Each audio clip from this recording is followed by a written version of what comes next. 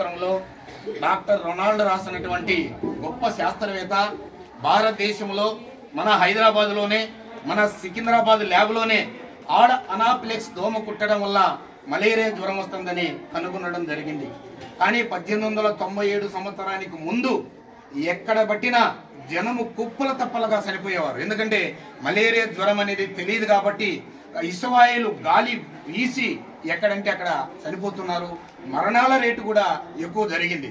అయితే ఈ గొప్ప మహానుభావుడు 1897లో మన భారతదేశంలో మన సికింద్రాబాద్లో ఆడ అనాఫిలక్స్ దోమ కుట్టడం వల్ల మలేరియా వస్తుందని కనుగొన్న నాటి నుంచి 1897 నుంచి ఆగస్టు 20, 2025 సంవత్సరం వరకు కూడా ఈనాటి వరకు కూడా గ్రామ స్థాయి నుంచి పట్టణ స్థాయి నుంచి ప్రాథమిక ఆరోగ్య కేంద్రం నుంచి గవర్నమెంట్ హాస్పిటల్ నుంచి కమ్యూనిటీ హెల్త్ సెంటర్ నుంచి కూడా రక్త పరీక్షలు నమూనాలు చేసి వారికి వ్యాధి నిర్ధారణ అయిన తర్వాత ఉచితంగా త్రూ ది పాపప్ ఛానల్ ద్వారా సూపర్వైజర్ ద్వారా ట్రీట్మెంట్ ఇవ్వడం జరుగుతుంది.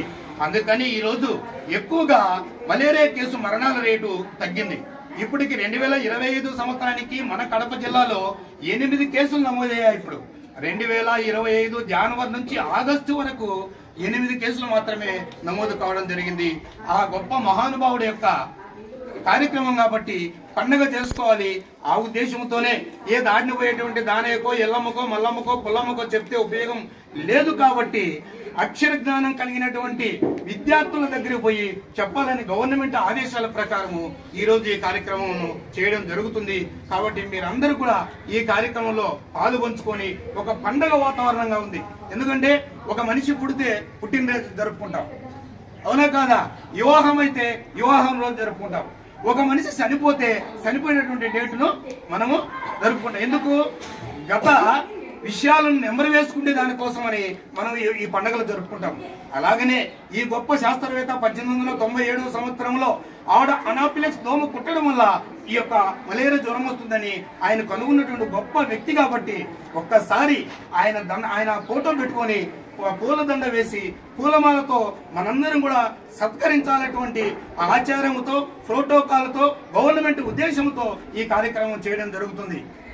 కాబట్టి మీరందరూ కూడా ఈ కార్యక్రమంలో పాల్పంచుకొని ఈ పండుగ వాతావరణం ఏర్పడినందుకు మరొకసారి వేదికను అలంకరించినటువంటి వైద్య బృందానికి, ఉపాధ్యాయుల బృందానికి, బాల బాలికలకు ప్రత్యేకంగా ధన్యవాదాలు తెలియజేసుకుంటూ ఈ అవకాశం ఇచ్చిన పెద్దలకు మరొకసారి ధన్యవాదాలు తెలియజేసుకుంటూ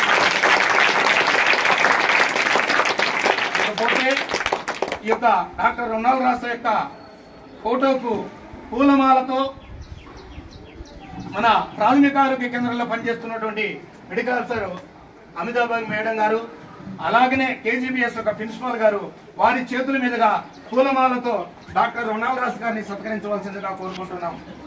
కట్ చేసేసి మరి ఫోటో ఇప్పుడు ఫోటో